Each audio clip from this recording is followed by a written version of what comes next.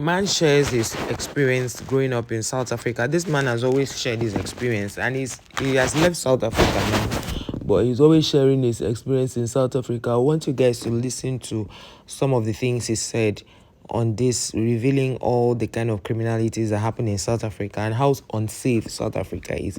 Guys, fingers crossed. Listen. Yeah, I'd say I probably just turned 13, 12, almost 13. I went on a summer camp. Now, it was the end of my primary school, and it was kind of the end of school thing before you go to high school. And we went to this fantastic place out in the bush, out in the wilderness. And it was a beautiful farm type situation with rivers, with tire swings and, ropes that you could swing over the river and, do all the kind of things that you do on a summer camp that kids enjoy. It was run by this very cool older guy who used to have workshops for art and used to work on old vintage cars and things. And I remember it being quite cool. Anyway, they had converted an old cottage into the dormitories for the boys, and then they had a small house which they had converted into a dormitory for the girls to stay in. And, the boys stayed by themselves, and the girls, the head teacher, her name was Jan, stayed with the girls in the house. Anyway, we were there for about 3 days. I mean, it was about a week we stayed there, but we'd been there about 3 days, and, the usual kind of things that might happen at these things. I remember one guy was playing, one of the boys was playing with a bombardier beetle, and it spat in his mouth, and that was quite a hilarious thing. The usual kind of things you get up to. But on the third day, I believe, in the middle of the night, there was a commotion, and we were all woken up. And what had happened was, a man had snuck into the girls' dormitory, that house, and held the teacher at knife point and demanded that she take off all her clothes. And, well, I don't need to get into the details here, but it was an incredibly traumatic experience for all the young girls. Remember, 11, 12, 13 years old.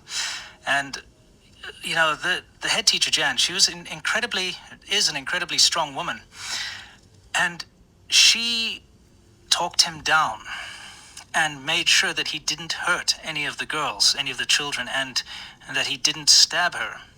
And while she was keeping him occupied, one of the girls managed to sneak out and call the owner of the property, who got his gun and ran and chased the guy off. Unfortunately, he got away. And, it wasn't got to have been a year, only about a year and a half prior to that, when I first moved up to Johannesburg.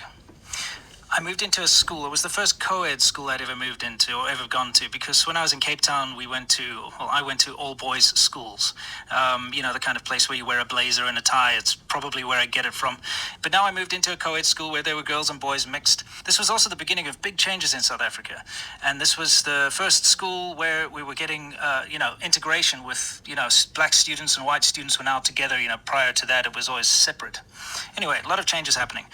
But the biggest thing that happened there that I remember, that made the biggest impression on me, and, I guess in a way it was quite traumatic, is one morning we used to have assembly where you get together in the big hall, and, the principal gets up there and says a couple words, and the kids sing songs, that kind of thing. And on the way to assembly, I saw in the teacher's office one of the girls sobbing and absolutely distraught and in a terrible state. And it turned out, we were all told later, that she'd actually been raped on the way to school.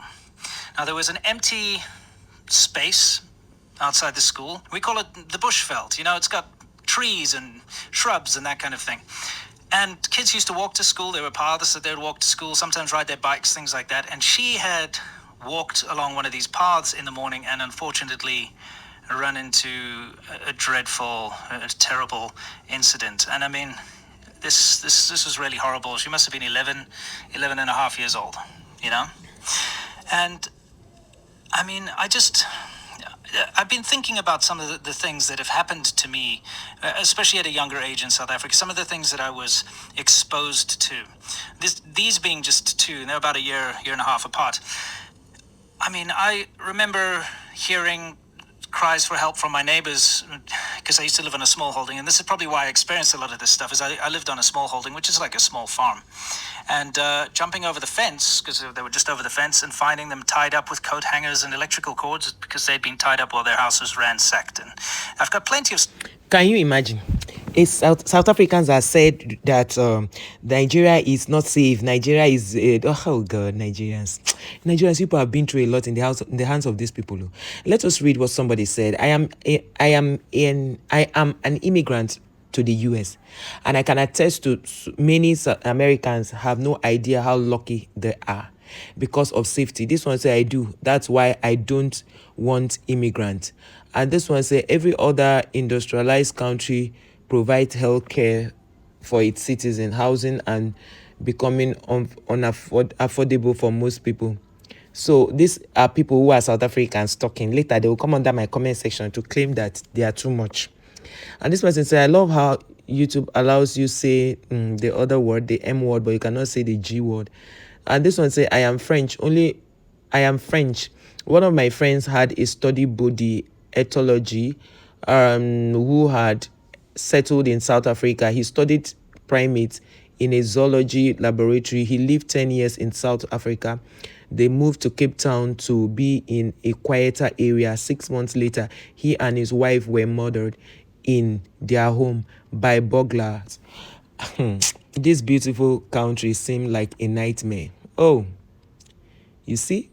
This one say, yeah, everything just collapsed when apartheid ended. And this one says, sorry for your loss. Unfortunately, this is a story most South Africans of all races know all too well. Almost everyone has a horrific story to tell about someone they know. Oh, wow. And this person said, a guy I did work for was in the UK Army. He spoke about working in Africa. He said we were digging wells for clean water in the villages in this area. They would fit the hand pump, so it was easy to use, and so need for diesel pumps or electric pumps. The army would maintain the pumps on a yearly basis. A problem they had was when they went to maintain the pumps, they were all gone. People in the villages removed them and sold them as scrap. Hey, South Africa. So the things you accuse Nigeria is what is happening in your country. This video was just done. It's not up to 1 day. It's 20 something hours ago. It says some people just cannot be helped. That is, people came to do boreholes for them and put something that they will maintain. When they got there, they stealing everything and sold them as scrap in South Africa. This one say a friend of mine studied abroad in South Africa from 6 months in the 70s. He stayed with a family in Bloemfontein, very upscale, and said all the houses were surrounded by tall walls, while broken glass embedded in the tops.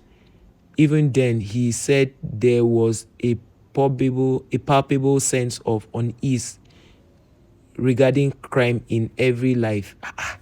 Are you serious? This one say, Joe Canadian here. I say this often, but I have traveled very many times to USA, and I have met and interacted with hundreds of Americans from all over. What I have found is that I was always treated honestly and fairly. I also left safe. If I got into trouble, no, I was just have asked for help and would be given. Americans are by and large polite, hardworking, and in a scrap. I want an American standing beside me. Love my American brothers. So what this guy is saying in essence is, he say, I changed my mind about America. Foreigners shocked. So this guy is even a South African, a white South African, but he traveled to America because South Africa was not doing justice to him. They've shown him shaggy too much, so the guy is tired. South Africa, no, he ran away from his own country to go to America. He said America is polite, there's security, they don't disrespect people, everybody is respected. Now, wow, it is well. Nigerians, are you hearing there? This is a South African. He ran away for his life.